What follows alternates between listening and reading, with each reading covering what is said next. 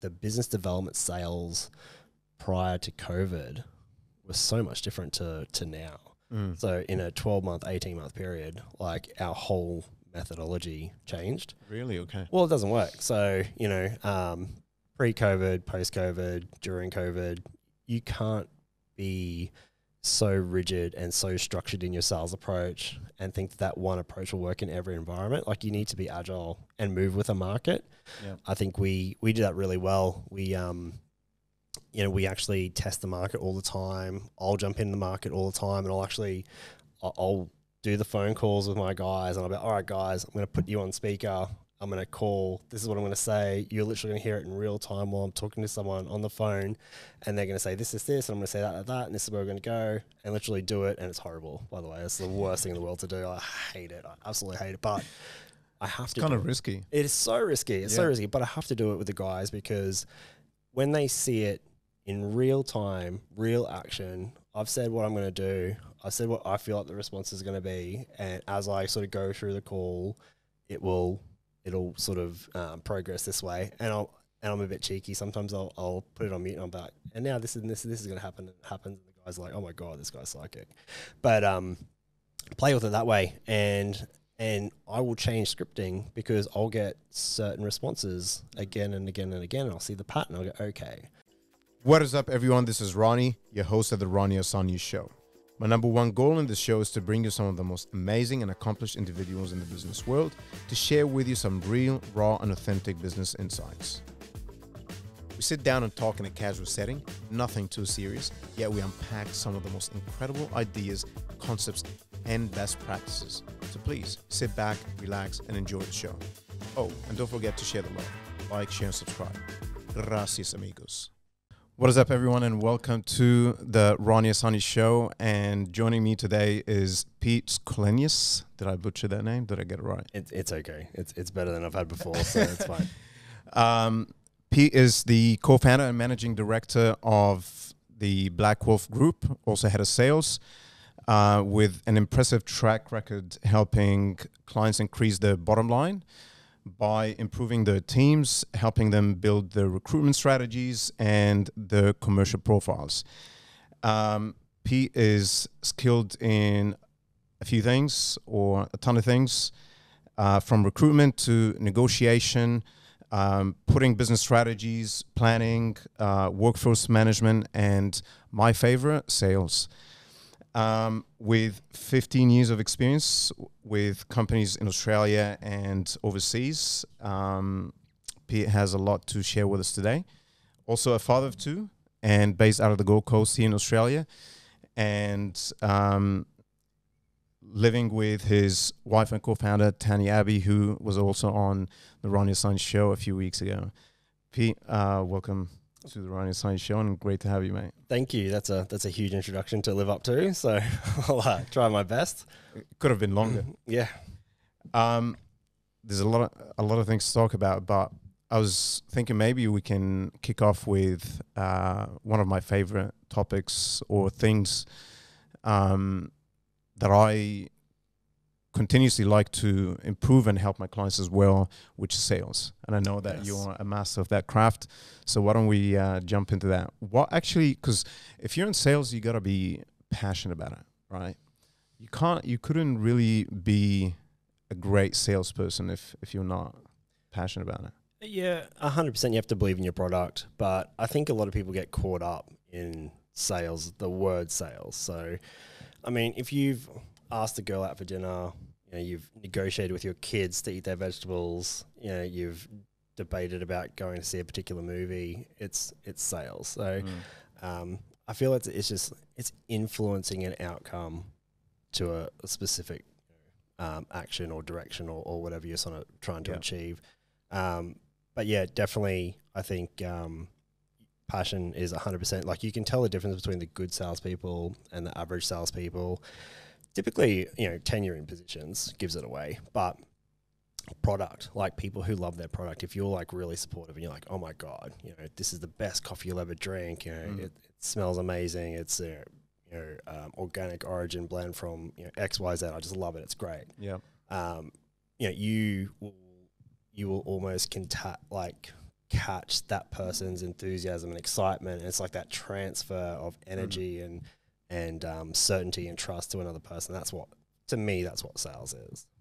It's funny you say that, because I always talk about transfer of energy, not from a very scientific standpoint, but from as far as I can relate to it and feel it. And whether it's from someone who has that level of energy or high energy, and, you know, the way they talk to you and transfer it over to you, or whether it's, you know, when you have it and when you communicate to people and you can see the impact that has on them, and how much more motivated, you know, they become, and how much more trusting.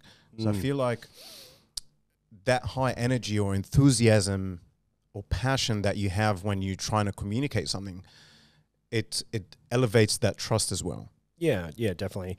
And there's a few really good, you know, globally known salespeople like Jordan Belfort and all those types of guys, and they talk about transfer of certainty in, you know, your product, you know, your personal skill set and expertise and in your company. And I really believe in that particular model. I definitely think that, you know, when you do go to buy something, it's, do you know the product? Like if you talk about buying a vacuum cleaner, like I can pretty much bet you're thinking about a Dyson. You know, that's just how it works. You know, in the UK, people don't say they're going to vacuum the floor. They say they're going to hoover it. You know, because that's a product brand. It's household like name. Kleenex, Yeah, exactly. So it's household. People trust it. They know it. There's all these things that they're actually going to get when they actually buy that product. There's a certain experience that they're gonna have, and yeah, that is where that trust comes from. And your salesperson is basically your, you know, tour guide through that experience to make sure that you actually unpack all those, you know, things that are going to make your life better, you know, features, benefits, whatever it may be. And if you can't get that feeling of trust from that person, which comes from those three areas, you're going to get that gut feel that says, oh, it just doesn't feel right. You know, oh, there's something about him. Oh, I'm not sure. Let me think about it. And that's where that's going to come from. And that's basically just like subconsciously something in your intuition and value system hasn't been checked off, and you don't feel comfortable making that transaction. Absolutely. Yeah.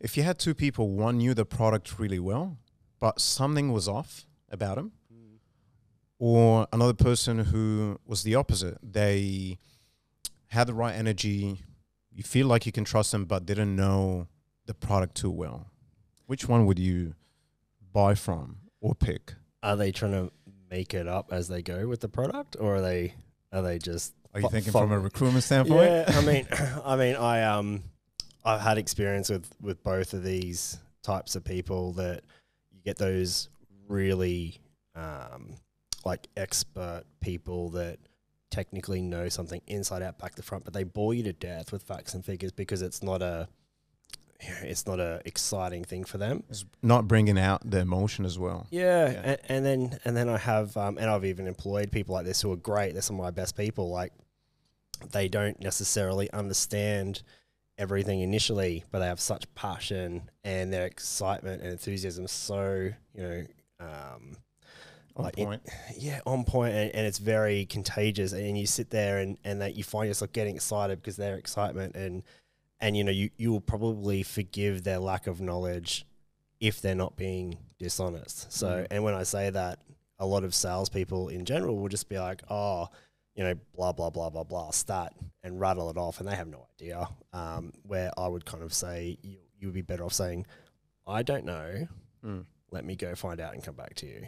And I think that is a lot better of a strategy. And I think that even as a consumer, having your salesperson say that to you, you probably have more trust for them, because they're like, oh, this person is just trying to blag me through a sale to get me to buy something. They're actually you know, coming at it from a really consultative approach. When you think about, when you say the word or the words, I don't know,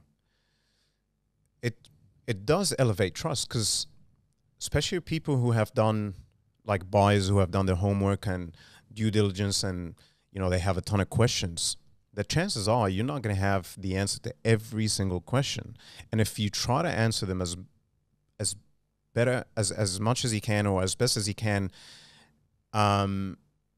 even sometimes you might not have the right answer. So saying I don't know to one or two questions will give you credibility.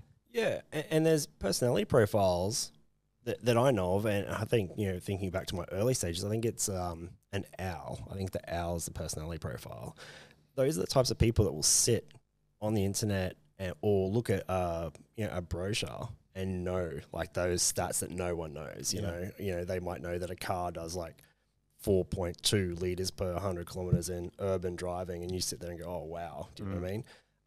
And if you try to sort of blag it through and make it up as you go and mislead or just fumble over that person's lost because they know better than you. But on the flip side of that, if you don't know anything about it at all, it's worse. It's struggle street. Like, if someone comes in and they don't know anything about anything, and it's their first day, other than sort of telling them, hey, this is my first day here, and I'm going to work with you, but work with me, and I'll make sure you get the best service I can provide. It's a hard road. Yeah. So you definitely want to have both. Product knowledge is key. Absolutely. Like, you need to know what you're involved in. You mentioned Jordan Belfort. Yes. Yeah. Do you know much about, obviously his past, but have you seen as of recent, probably maybe within the last maybe 6 to 12 months, there was a podcast he did with Cardone. Oh yeah. They went after each other. Yeah, I did. Did you watch that? I saw bits of it. I personally think Jordan's better than Grant, but I mean, that's me. That was going to be my question. Yeah, that's me sitting on the fence. And so the follow-up question is why? I think, and this is just my opinion, from doing my research and looking at their sales models and then YouTubing them and watching them in action, I personally think Jordan Belfort has a better understanding of the psychology of a sale. Yep.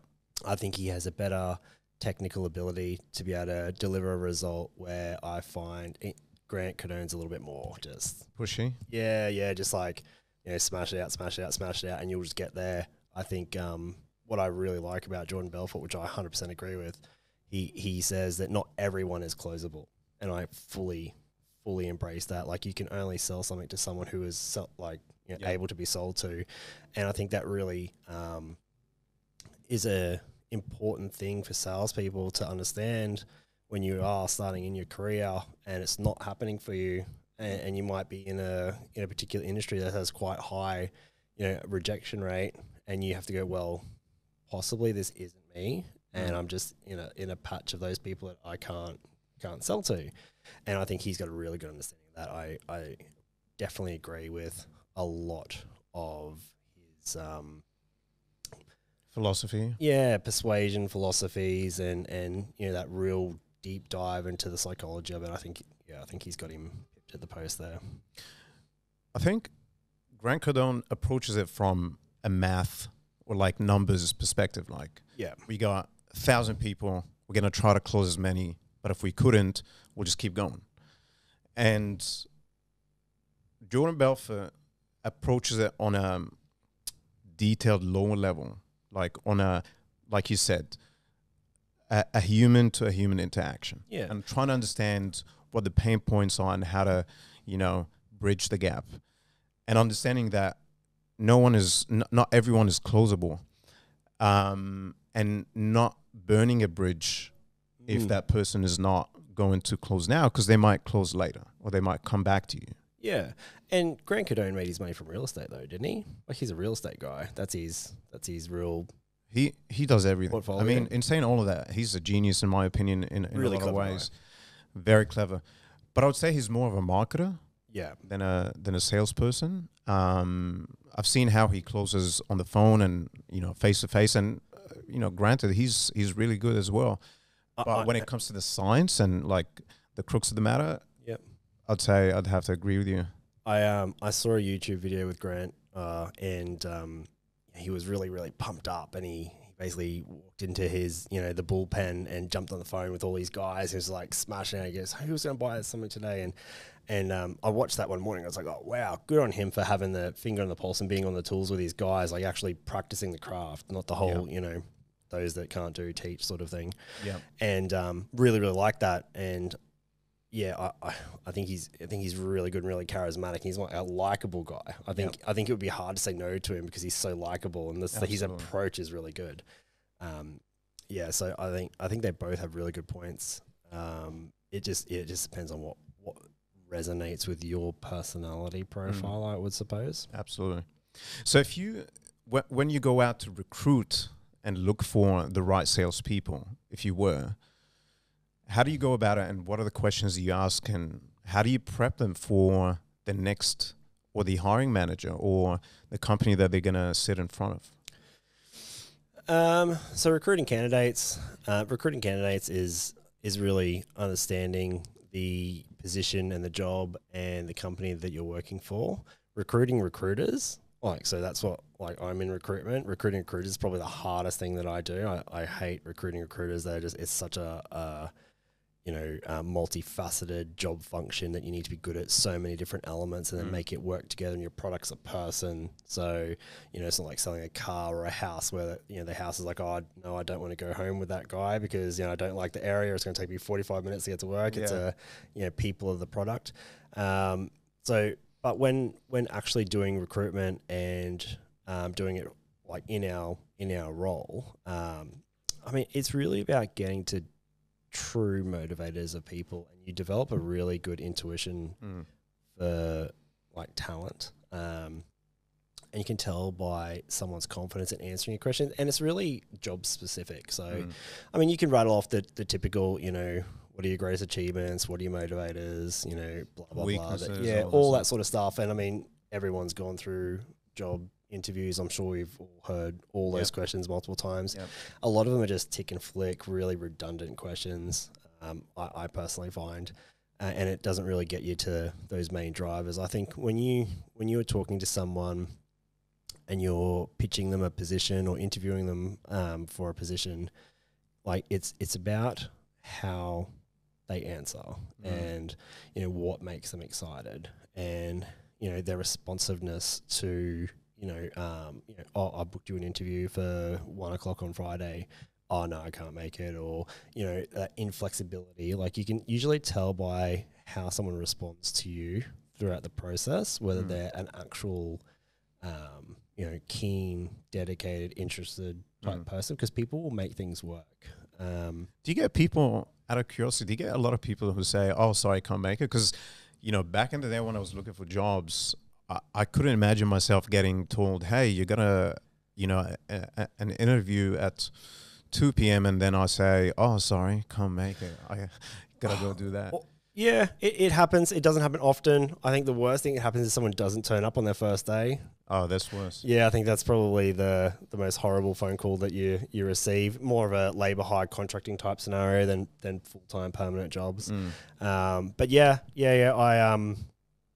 I've had instances where I have tried to lock people in for interviews, and it's gone for like weeks.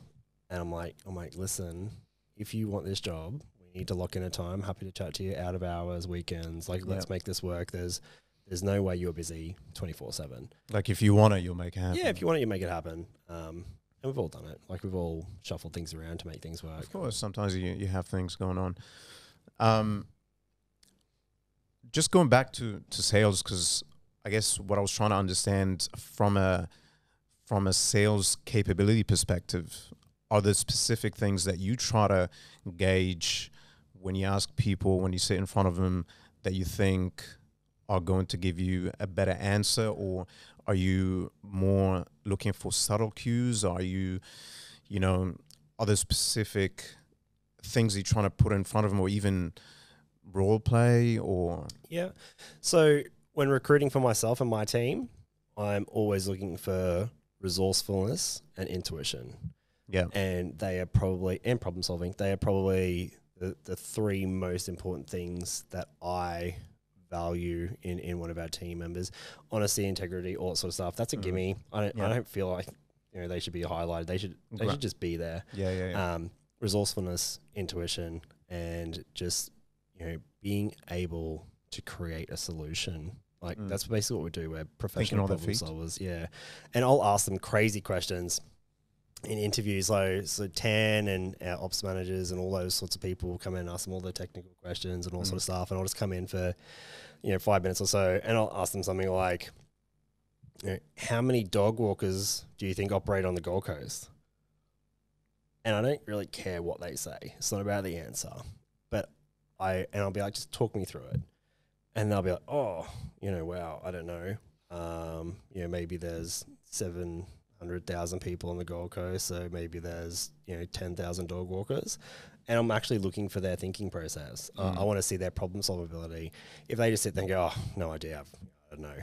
They're not going to. Why are you asking me that question? Yeah. They're not going to. And there's no. It's like the Tesla question where he's like, if you were standing here at this point, where are you? And then he asks you the follow up question. It's that crazy North Pole question that Elon Musk apparently asked. And it's like that, but it's not about the answer. It's about the thought process, and it's very much what I look for. That's probably the main thing.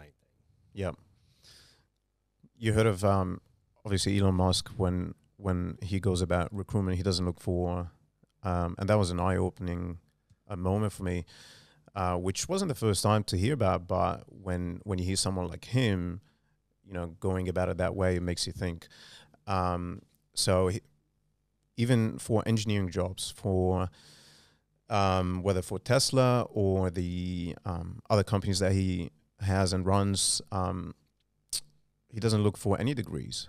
No, and doesn't he not hire people with MBAs? Isn't that a thing? Probably, I'm not 100% sure, but I wouldn't be surprised, yeah. I'm sure I read, and I could be wrong, but I'm sure I read an article that's saying he doesn't like hiring people with MBAs because they're too rigid in their approach, and he goes, I need life experience as well. So, but I think that's such a, I think as a person, you can go through life and educate yourself, and you can get to a point where you're so good on paper, like you're like the perfect candidate, the perfect person for a position, but you have no real time or real life application in the real world. So I remember I spoke to one of my engineering clients, and he goes, Pete, I have some of the most brilliant, clever people working here, but they have like no EQ. He goes, they will draw the most technical building on a piece of paper, but you can't build it. It has no constructability. Like in the real world, it doesn't work, but on paper it does. And they have to go through, and they basically make their money by fixing these problems. And these guys build their high rises, and I just think that's such a good lesson for us to sort of keep in mind, that you need to have both, walk the path and know the path. Yeah. That's an interesting, topic where you have a lot of people who are very scientific and perhaps their EQ skills are not very polished. And, I can say I was one of these people. My background when I first started my career, and, my bachelor's were engineering, and I wasn't paying too much attention at times to, how people communicate, how people feel when I talk, and things like that. And then started to pay a lot of attention to that and kind of flipped the entire equation for myself. What sort of engineering were you doing? So I started as mechanical for a couple of years. Yep. And I transferred into industrial. So that was a lot of like production, a bit of IT, manufacturing processes, but all about efficiencies and, making things work better. Yeah. And so it was interesting when I was studying, but after I finished, I just felt it wasn't what I wanted to do in my life, because I like to communicate with people, and I didn't want to have a job or be in an environment that was more focused on things rather than people. And that was one of the things that got me to shift into marketing. But anyway, so the point is, and that doesn't apply to everyone, because I'm sure there are a lot of scientific people who focus on science or engineering or, I don't know, any type of discipline like that, where you're focusing on not necessarily people. And just by virtue of what you do, you might not have the highest EQ, right?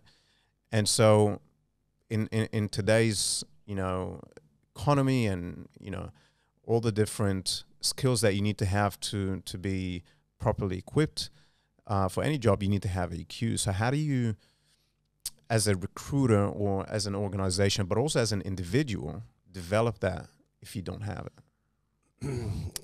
So some of the hardest roles we work for are those technical engineering sales-based roles because they don't usually go hand in hand. I typically find people that have gone through that education system, they don't really have that sales ability. Like it's a really unusual crossover as a skill set. Developing it yourself, I mean, like EQ, it's just awareness, isn't it? Like it's just having a bit of an understanding of people in your environment and how you can, contribute and affect an environment, and like working on it.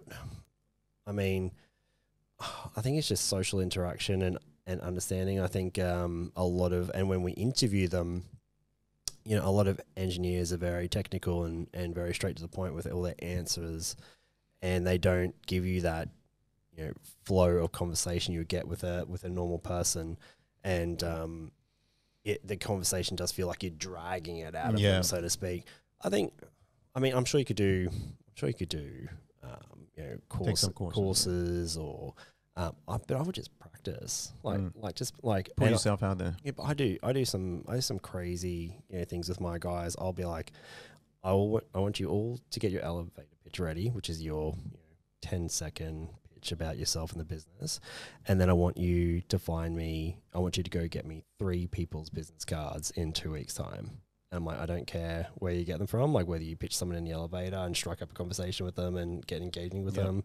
I don't mind if you're down the pub chatting to them or at a sporting event or at your kid's school or whatever, but I literally force them to go out there and strike up conversations with people they do not know in a really, I'm not going to say like a networking environment, like a normal, everyday, day-to-day type environment where people just have to be like a bit of a conversationalist.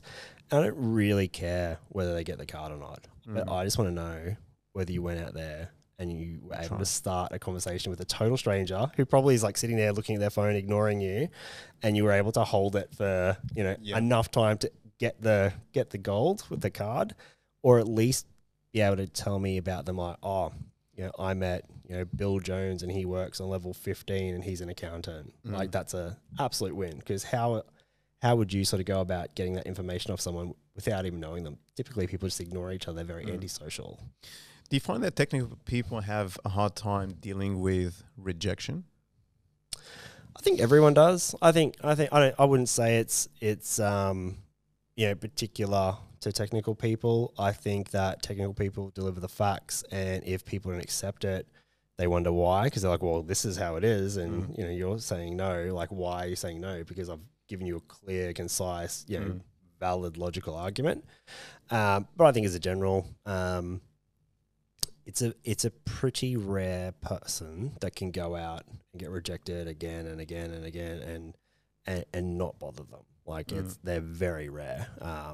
It'll wear you down eventually, and I think it's just a personal confidence thing, and I guess how you deal with that. If you are like, next, water for ducks back, I think you'll be great and successful. But if you are crushed every time someone says no, or you're paralyzed by fear to even call in case they say no, you're not going to make it. It's you need to realize that no or rejection is not really a bad thing. I tell my guys, your job starts when someone says no. Like when someone rejects you and says no, that's when the salesperson job actually starts. If someone says yes the whole time, you're just an order taker. You're literally sitting there going, yep, no problems, great. Let's do this. But when someone says to you, oh mate, no, I'm not interested, or no, not today, or whatever it is, and you're able to, or I don't want to use you or your product, and you can talk them around and form a relationship with them, and then start doing business with them, they're usually the best clients because 50 other people before you have tried and they've said no, and they've just like, oh my God, I can't handle this, and just, okay, no worries, thank you, bye, and hang up the phone or leave. But I think rejection is an important part of sales, and I guess managing your expectations and reactions around rejection is important. So I guess the two different ways of dealing with them. One of them is dealing with every time you get a rejection, having that internal dialogue right away and saying, okay, well, you know, they said no, and they said no because 1, 2, 3, and it didn't necessarily have to do with me, or maybe my approach was not correct. It doesn't have to do with me personally, and here's what I've learned from that feedback and what I need to do. Here's what I need to do going back or going forward, and these are the adjustments I need to make. But then there's the other way, which is not really dealing with the rejection on a day-to-day, or, you know, every time it happens, and just let it slowly bring your energy down, and then reaching that point where you're like, okay, I can't keep going. Now I have to bump myself back up to that level. And I think the former is probably the better. I'm guilty of doing the latter, which is ignoring, you know, rejections, the mini rejections that happen throughout the week or throughout the month, and then reaching a point where like, oh, I'm pretty demotivated now. I have to do something about it. I have to talk to myself and have that dialogue. Not everyone's closable. Straight off the bat, you need to expect a certain amount of rejection if you're in a sales environment. I think doing a little bit of a self-assessment is good. So if you feel like you've had a good call or a good meeting and it was a no, maybe spend a minute reflecting. So what did I say that went well? This. How did the client respond? They responded positively or negatively. You know, where do I feel that I did a bad job? So, you know, typically a salesperson, oh my God, I blew that phone call. It was so bad, blah, blah, blah. And you just need to go, okay, so what did you say? And what did they say? And what do you think you could have said differently that would have provoked a different response? And that sort of self-assessment, I think if you sit there thinking about it for too long, you'll really just do your head in. And I think you should definitely just, if you're like on that phone sales type environment, I would just make another call straight away and try to forget about it and not dwell. I feel like really smart people and really high performers, they think about what didn't work too much, and they probably don't concentrate on those little positive bits. And basically sales is putting all those positive bits together and creating a methodology that works for you individually. And then that becomes your style, and then your success rate goes up because you feel confident in delivering it. That's why people with scripts usually fall over. You know, they really struggle with scripting and you know, reading off cards and that sort of thing. But once they've been in a role for a few months, and maybe that script is, you know, memorized, and then they kind of influencing it with their own style, it becomes more fluid, and you know, the confidence goes up, they make a few sales, goes up more, and then they get to the point where it's just, you know, rolling off the tongue. And you know, people will throw, you know, a curly question at them, but they've had it 50 times before, so they know how to answer it. And you get those patterns that you see positively and negatively. So you go, oh no, I've been here before, like let's pump the brakes here and pull this back. Or you go, oh, this is really great, you know, I've been here before, I understand where we're going. And just learning, it's like actively learning. And environmental factors change. So the sales, you know, the business development sales prior to COVID was so much different to now. So in a 12-month, 18-month period, like our whole methodology changed. Really? Okay. Well, it doesn't work. So, you know, pre-COVID, post-COVID, during COVID, you can't be so rigid and so structured in your sales approach and think that one approach will work in every environment. Like, you need to be agile and move with a market. I think we do that really well. We, you know, we actually test the market all the time. I'll jump in the market all the time, and I'll do the phone calls with my guys, and I'll be, all right, guys, I'm going to put you on speaker. I'm going to call. This is what I'm going to say. You're literally going to hear it in real time while I'm talking to someone on the phone, and they're going to say this, and I'm going to say that, and this is where we're going to go, and literally do it. And it's horrible, by the way. It's the worst thing in the world to do. I hate it. I absolutely hate it. But I have to. It's kind of risky. It is so risky. It's so risky. But I have to do it with the guys, because when they see it in real time, real action, I've said what I'm going to do. I said what I feel like the response is going to be, and as I sort of go through the call, it'll sort of progress this way. And and I'm a bit cheeky. Sometimes I'll put it on mute and I'm like, and now this is going to happen. And it happens. And the guy's like, oh my God, this guy's psychic.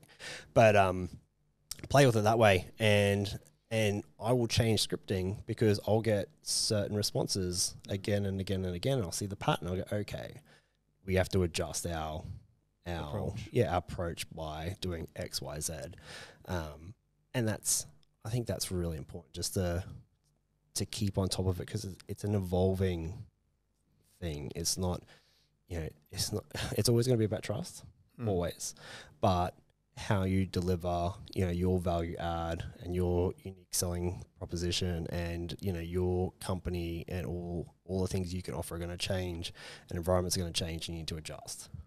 I think the key thing is to be willing to lose and demonstrate that to your people. Like, I'm willing to lose in front of you. I'm willing to risk it. I'm willing to look like I don't know what I'm talking about. Yeah. And if I'm willing to do that, then you should be willing to go out and lose and learn from that loss and improve and, do it better the next time. And my guys are cheeky, so I'll get them to bring the calls to me. So I won't even know who it is, and I'll quickly read it. I'm like, oh no, I'm going to get absolutely destroyed on this phone call. And I'll tell them, obviously, this is going to be a real tough one, guys. But let's see how we go. And, you don't also want to be the martyr that sort of sits there and is constantly doing well and everyone thinks you're so great and everything you do turns to gold. Like, it's good for you as a manager, sales trainer, whatever your sort of position is, to be shut down, for your sales team to see you struggle. And then they go, oh, okay, well, Pete struggles all the time. He doesn't close 100% of the time. Like, I'm not expected to do that. And that maybe takes a little bit of that pressure off as well, helps them deal with that rejection. But yeah, it's everyone has a good chuckle and you have a bit of fun. Like, at the end of the day, does it really matter? Like, is it really going to affect you that much if someone says no to you? Yeah. It's just a no, you roll over. I think being being someone that doesn't always get it right is absolutely critical. If people think that you are untouchable, either they won't trust you because they think there's something going on here. But you're unapproachable, aren't you? Yeah. Because someone can't come to you with a problem and say, oh, I'm really struggling here. And you're like, well, what's wrong with you? Or how come I can do it and you can't? Like, I feel like that's very disheartening for any salesperson to hear. Yeah. Change of topics. Are there specific mentors or even people that you look sort of up to or try to learn from that we know of, or even within the company or outside, or people that you read the books? Or how do you get your external motivation / learning / the drive or learn lessons from? Yeah, so I think I read a lot of books, listen to a lot of audiobooks. I think when I was young, I read Dale Carnegie, How to Win Friends and Influence People. I think that was like a really light bulb moment for me. And I quickly realized that his approach is very, very clever. And timeless. Yes. Yeah, it does not change. And I'll often use him as an example when I'm talking to my team and saying, well, no one leaves an encounter after having done X, Y, Z and say that, oh, they didn't enjoy it. And I think he's amazing. Pitch Anything, I thought that was a great book. I mean, there's obviously Jordan Belfort we sort of touched on. Yeah. Grant Cardone we touched on. Yeah. There's a few guys up there, but I wouldn't necessarily say I model myself off a particular person. I learnt when I started my sales career, basically I attached myself to the best salesperson and I literally would listen in to him, and it was in a really competitive sales environment. And I'd listen to what he would say, I listened to how he would deliver it. And I was like, oh, I really like that. That is like really clever. And I would try to incorporate that into my own style. And I'd listen to other people and I'd really sort of pick and choose from particular salespeople and what I liked and didn't like. And I'd sort of mold it into my own. And even now, I actually still learn from my guys. Like when I'm doing sales training, we'll do scenario training, which is when we sit down, we do like that live scenario, like what have you struggled with this week? What sort of things are people saying to you in the market? And sometimes they fire these like amazing objections at me. I'm like, wow, like that is just like, I sit back and I'm like, okay. And I'll be like, well, what did you say? And what did you do? And we run little workshops as well. And, you know, sometimes my people, they just come up with the most amazing answers. And it's like, I love that. Yeah. I'm going to put that into my rotation. That's interesting because you look at coaches and players, like in the context of sport, players are a lot more skilled than coaches. Perhaps the coach was back in the day at some point was as skilled, if not better, and then eventually they went on touch. to be, sorry? They lose touch. You lose touch. Yeah. So if you're a sales manager, if you're, you know, someone who has extensive experience in sales and you've moved on to a role that has to do with that, or a leadership role, you're not going to be as polished as people who are in the front line. Yep. As a sales manager, you should be double closing for all your salespeople. I just want to say that. I think sales managers should always be involved at some stage, even if just for introduction. I just think that gives a brand a lot more credibility. You know, when a senior person comes in, or, you know, you can bring an owner of a company or someone of seniority in to meet a customer. I think that's really nice for the customer. But salespeople should definitely be leaning on their sales managers to help them double close, because you're right. They've been there. They probably started off and they were a gun salesperson. They progressed up the ranks. And I definitely think sales managers should be, you know, working to support their salespeople, not just crunching them to hit their KPIs, their numbers, and their stats. Like, get in the trenches with your guys. Like, they'll respect you more for it, and you'll teach them. Like, they'll get that real time training in front of a customer, and they'll be like, oh wow, you know, that's how they handled that. That was great. I wouldn't have thought to do that myself. And I think just you have to just be learning constantly and just really adapting your approach. Yeah. What was Pete like before starting Black Wolf Group? What were you like? What were the things you trying to achieve, and, you know, what motivated you, and what got you into co-founding the company? So I left school in grade 10. Yep. So you know, everyone's got a sob story, and not that my upbringing was bad, but, you know, broken home, lived with my dad. In high school, grade 10, like, he couldn't pay the school fee, so I left, went and got a construction job, worked in construction, you know, out in the sun and just dying out there. And I remember I'd look at office buildings about, oh man, I want to sit in that aircon and sit in that chair and just, you know, forget about all this stuff. In the Gold Coast? No, that was in Brisbane initially. Okay. So originally from Brisbane, and you know, I did that for a couple of years. I was like 16. So, and then I had other jobs between, but on my 21st birthday, I got my first proper sales job, and I was there for about 5 years, and I started and attached myself, as I said, to that best salesperson there, and within like 3 months, we were going head to head for the top spot. Nice. And when I was young, I was really motivated by making money, because money made me feel secure, and like I could control my environment and all that sort of thing. But I kept customer satisfaction and that customer based focus really at hand. And, you know, I would do things that probably weren't necessarily benefiting me for the customer, but it kind of paid off in dividends, because you form that relationship, especially in the long term. Yeah, definitely. And you know, you can tell a good salesperson from a bad salesperson. Like, if someone changes their job every 3 to 6 months, they're no good, because someone will give them 3 months to try. You know, if they're the really lenient boss, they might give them another 3 months to see how they go, and then they'll sort of move them on. But you know, was there for 5 years. I really learned how to read people and understand scenarios and situations. And we did some like scripted sales training, phone sales training, road to a sale, all that sort of thing, which worked. It all worked. And it's all basic, simple stuff. I'm not splitting atoms. It's like a fundamental principle system that you can translate into any walk of your life. And then basically, one of my friends said to me, I said, oh, I'm sick of this. I want to do something else. And he goes, I said, I'm going to do real estate. And he goes, oh, why don't you come do recruitment? I was like, oh, what's it like? He goes, it's just like real estate, but it's Monday to Friday. And I was like, oh, awesome. Well, let's go do that.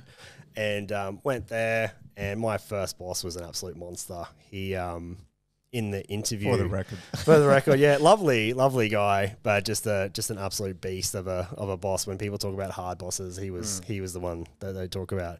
In my first interview, he was like, if you don't bill by your end of your 3 months, he goes, I'll ask for your resignation. And I was like, whoa, challenge accepted. Yeah, let's he's threw down the gauntlet, so to speak. And it was terrifying because it was a brand new industry. There was no training. It was like, there's your phone, there's a computer. You now recruit in health, safety, environment. And I was like, oh, what's health, safety, environment? Because I had no idea. What's health and what's safety? Yeah. Talking to scientists about sustainability, and I was like, oh, what's sustainability? I tried to Google it. But yeah, it was just really, really, really tough, and just such an intimidating environment. And then I remember writing because I got my first job on, it was a health and safety advisor. I remember writing an ad. I probably had like 300 people apply overnight. And I was like, I have to interview 300 people for this job that's paying like 60K. And I was like, I can't do this job. I'm literally going to be sitting here doing 70 hours a week worth of interviews trying to get this done. And I quickly worked out what worked for me. And long story short, I got to my 3 months and I didn't bill. And he basically asked me for my resignation. I was like, well, pissed off. And I went and wrote it out and gave it to him. He tore it up and threw it away and said, oh, just go bill, you idiot. And I was like, oh, okay. And the next day I made like a $72,000 placement, which like broke all their records and all sorts of stuff. So it was a good one I had in the pipeline. But it clicked for me at that sort of moment. So I realized that recruitment was what I wanted to do because I get to change people's lives. I get to put people into jobs where they can give their kids better education. They can eat better food. They can go on better holidays, or I can remove them from a toxic environment, where they're going to have a better relationship with their family and their wife, because it all, ripples out. So I often say to the guys, I'm like, we change people's lives, guys. I'm like, I know that's like a big statement, and you might not sound cliche and everything. It can, yeah, and you can tell who does buy into it and who doesn't, who really gets it, and it'll click for them when they get that candidate that rings up after a couple of months, goes, oh my God, Pete, changed my life. I love going to work every day. My family's so happy to have me home at night and all that sort of stuff. And, like one of my guys, Andy, he got a call the other day, they're inviting him out to a special, a special dinner. It's a new company. They've kicked all these goals and he's put like 10 people into the business. They've only been operating for like sort of 5 months and they're just smashing all these records and dominating their particular market. And they're like, oh, you just need to come out. And it's that company, it's in its infancy. There's just, they didn't think they were going to make any money for like 2 years, and they were like planned it. And Andy has put all these like really cool people in there that have just kicked them in leaps and bounds, and they've just kicked all the goals that they could have. And he got that call, and he was like, oh, that makes me feel so good. I'm like, this is what I'm talking about. This is what it's about.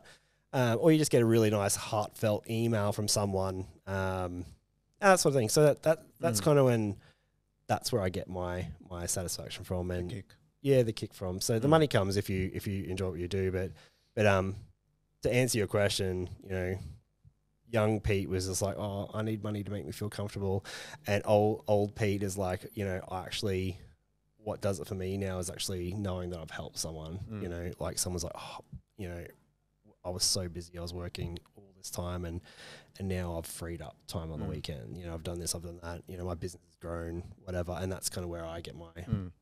It's like a higher level on the Maslow's pyramid, right? Yeah. Self-actualization now. Like you've met your financial needs throughout the journey. Now you're looking at, okay, well, what value can I actually bring besides what's in it for me? And I think for recruitment, if I can speak on behalf of yourself or Tony or any of the other recruiters out there, it's in a way it's a double sell, because not only are you sitting in front of the recruiter and saying, hey, this is the candidate that I recommend, you're also talking to the candidate and saying, this is the company that I think you should join. So it's a sell or a conversation that you have with two different entities. And also the upside when it comes to fruition is you've helped a company by finding the right person, and they'll thank you for it later. And then you've also helped the candidate or the person find the right job, earn more money, be happier, etc. Yeah, and then further to that, like once you get further established in your career, it'll become more about people leveraging your network, which is kind of what Tan and I, we're kind of at that stage of our career now, where, you know, I'll have one of my clients ring me up and say, "Oh, Pete, I need an acre of hard stand so I can pour concrete panels on. Do you know anyone?" And I can ring up one of my other clients and I'll say, "Hey, I know you've got a block of land out here that's got a workshop and everything on it. You know, can I possibly connect you guys?" And, or, you know, someone will be importing, you know, 10 containers of toolboxes, or you know, someone will need a immigration lawyer to, you know, bring a whole lot of people over, and you have this network that you connect people from. And it's not even recruitment. It's basically just leveraging a network and having people connect that way. And then typically when they do business and they get projects and the projects grow and they need people, who are they going to call? Yep. They're going to call the people that have you know, helped them progress along. Like we've got legal clients that he's like, "Pete, you know, having you work on my business has made such a difference." And I'm like, "Oh, awesome. I really, really enjoy that." And the people that he employs, they have, you know, they get to sort of, everyone gets sort of pulled along up the success ladder. And I think that's kind of what it's all about. Amazing. So for anyone watching or listening, how can they connect with yourself? LinkedIn's really good. It's probably the easiest way to get a hold of me, or my emails on my website. It's peter@blackwolfconsulting.com.au.